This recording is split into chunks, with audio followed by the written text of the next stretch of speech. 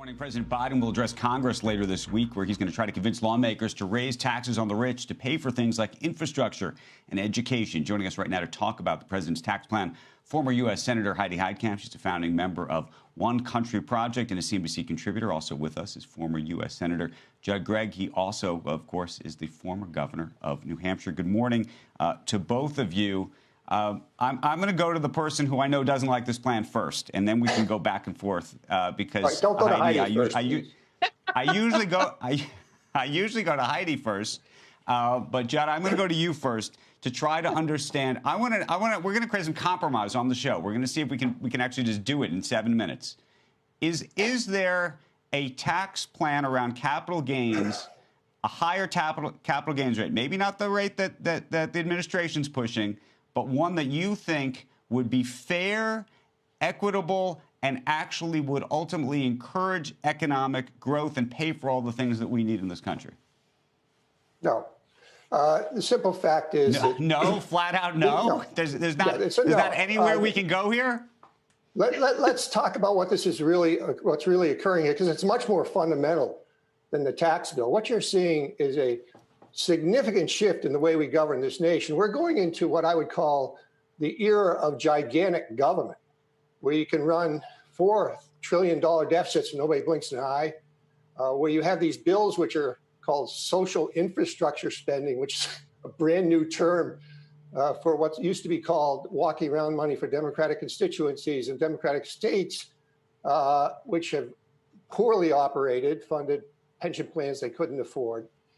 And you're going to top this all off with a tax proposal, which essentially will make us less competitive internationally and will reduce the forces of productivity in our society, and which is inherently antagonistic towards a market economy, capitalism, and entrepreneurship.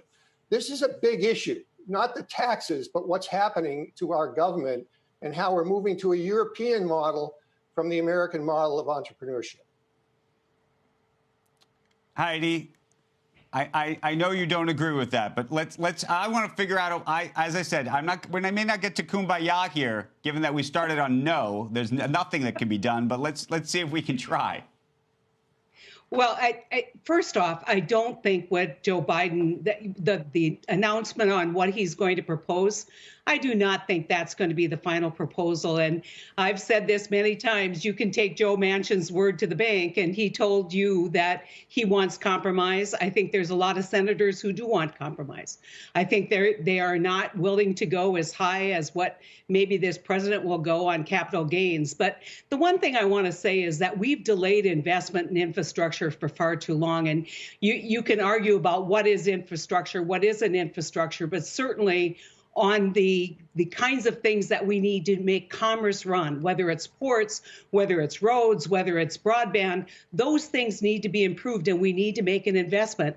That's about debt and deficit too. But the one thing that I always ask people is, why is it in America that if you make money on your money, you're taxed at a lower rate than if you go to work every day and put in 60, 70 hours a week to earn a living? And that's the equity issue that's involved in capital gains dialogue.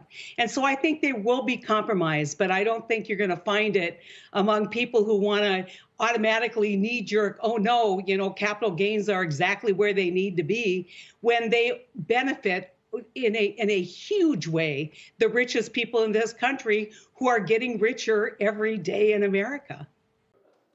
Shepard Smith here. Thanks for watching CNBC on YouTube.